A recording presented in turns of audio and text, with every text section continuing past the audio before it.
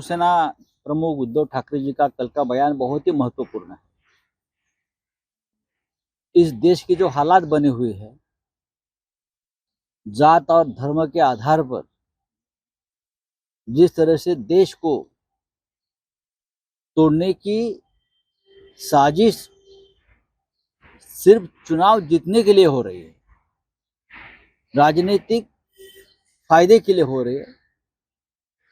उद्धव ठाकरे जी ने कहा, हमारा हिंदुत्व इस प्रकार का हिंदुत्व हमारा नहीं है, ना बाला साहब ठाकरे जी का था। उद्धव जी ने कहा कि इस देश को मुसलमान हो, क्रिश्चियन हो, सभी कम्युनिटी को घबराया डराया जा रहा है और हिंदू और कम्युनिटी में स्प्लिट दरार पैदा की जा रही है। इससे देश को खतरा है, देश टूट जाएगा। मुसलमान इसलिए हमारे साथ है आज पूरा देश का, खास करके महाराष्ट्र की बात हम कर रहे हैं कि बहुत से मुसलमान नेता, मुसलमान कार्यकर्ता, गरीब मुसलमान, सामान्य मुसलमान हमारे पास आता है और कहता है कि हम आपके साथ हैं। हम इसलिए आपके साथ हैं कि आपका जो हिंदुत्व है वो हमारे घर में चूल्हा जलाने वाला हिंदुत्व है, लेकिन भारतीय जनता पार्टी का हिंदुत्व है वो हमारे घर जलाने वाला हिंदुत्व है। इसलिए हम आपके साथ हैं और ये बहुत बड़ी बात है।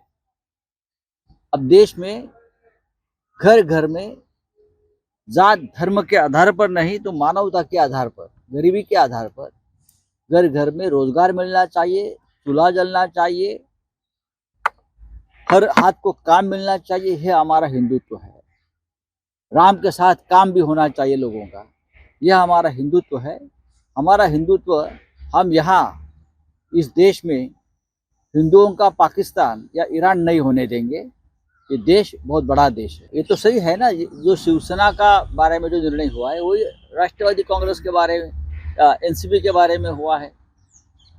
एक असेंबली से या जिसे हम पार्लियामेंट्री पार्टी है उससे 10-20 लोग टूट जाते हैं और वो पार्टी के मालिक बन जाते हैं। जैसे कि यहाँ से कोई 10-12 लोग जाएंगे हाथ में हथियार लेके दूसरे देश में और वहाँ अंदर घुसकर कहेंगे ये देश हमारा है। ऐसा होता है क्या? ऐसा होता नहीं। लेकिन इलेक्शन कमीशन, न्यायालय, गृह मंत्रालय सभी एक दिशा में काम कर रहे हैं कि और कोई पार्टी भारतीय जनता पार्टी के सिवाय इस देश में नहीं रहनी चाहिए। जो रहेंगे वो हमारे गुलाम बनकर रहेंगे। नाही, लंका त्यांचीच आहे, आम्ही हनुमान आहोत सगळे। लंका ही रावणाची जळते, त्यांना माहित नाही। रामाला दाढी नव्हती, दाढी रावणाला होती। त्यांना रामायण वाचावं लागेल, त्यांना महाभारत वाचावं लागेल। काय की या महाराष्ट्राला सुसंस्कृत मुख्यमंत्री कायम मिळालेले आहे। यशवंतराव चव्हाणांपासून परंपरा जर आपण पाहिली उद्धव ठाकरेपर्यंत सगळे संस्कारी आणि सुसंस्कृत मुख्यमंत्री होते। ते साहित्य, कला, काव्य याच्यामध्ये रमायचे, लेखक त्यांच्याबरोबर असायचे। त्याच्यामुळे कोणाचं काय जळताय बरं का हे लवकरच कळेल ना। मुळात दिल्लीचीच लंका जळते। लोकसभा निवडणुकीमध्ये तुम्ही ज्या लंकेत गेलेला आहात ना ती लंकाच आम्ही जाळतो आहोत। तर तुमचं काय होणार?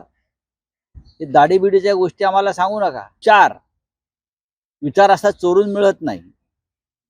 चोरटे, भामटे यांचं राज्य राज्यावर सुरू आहे आणि ते लवकरच आम्ही नष्ट करू। हे असे डायलॉग बाजी आम्हाला सांगू नका। आम्ही बाळासाहेब ठाकरेंच्या तालमीत तयार झालो, आम्हाला अधिक चांगले डायलॉग फेकता येतात। फिराओ ना दाढ़ी पे हाथ, तुम्हारी दाढ़ी जो है वो दिल्ली के हाथ में है। आपकी जो दाढ़ी है ना, हाँ, ये दिल्ली के हाथ में है। वो दिल्ली वाले आपकी दाढ़ी जब चाहे खींच लेते हैं और दिल्ली में बुला लेते हैं आप। और लंका की बात मत करिए, आपकी लंका है, आप रावण है सब लोग। आप रामायण पढ़ लीजिए, रावण की लंका जली थी और महाराष्ट्र में राम का वास्तव्य था। हाँ, पंचवटी में, महाराष्ट्र में। आप थोड़ा रामायण पढ़ लीजिए और बाद में बात। मग त्याच्यावरती तुमचे सध्याचे जे मुख्यमंत्री आहेत दाढीवाले, दाढीवाले, काडीवाले, त्यांना विचारा याच्यावर तुमचं काय मत आहे की छत्रपती शिवाजी महाराजांचा अपमान करणाऱ्या व्यक्तीला राज्यसभा परत दिली, याच्यावर तुमचं काय मत आहे का? आता कोणाची लंका तुम्ही जाळणार आहात की तुमच्या शिफ्टीला आग लावून घेताय? हा, लंकेला नाही, तुमच्या दाढीलाच आम्ही आग लावणार आहोत, तुमची दाढीच आम्ही पेटवणार आहोत, हे लक्षात घ्या. त्यांना सांगा जाऊन, तो ऐकत असेलच ते. आता आज मी मुद्दाम त्यांचा गुंडांबरोबरचा फोटो टाकला नाही, थोडी त्यांना गॅप दिलेली आहे. विश्रांती, जरा घाबरले आहेत ते, अस्वस्थ आहेत, झोप येत नाही त्यांना, कारण लवकरच असे काही फोटो माझ्याकडून येणार आहेत बरं का, की अमित शहाना सुद्धा विचार करावा लागेल की काय माणूस नेमलाय. देखिए नीतीश, ये पुलिस प्रशासन नहीं, ये अमित शाह के पुलिस हो गए. दिल्ली, ये दिल्ली का खेला है ना, तो दिल्ली वाले ढूंढेंगे उनको.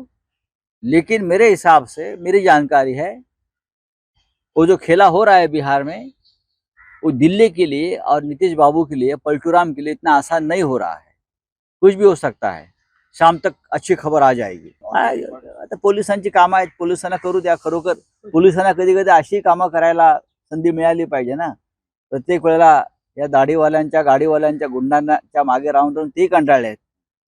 कधी कधी त्यांना तांत्रिक कामं करू द्या. हमने उठाया ना, हमने उठाया आवाज, अब आ रहे हैं तो उनका स्वागत है.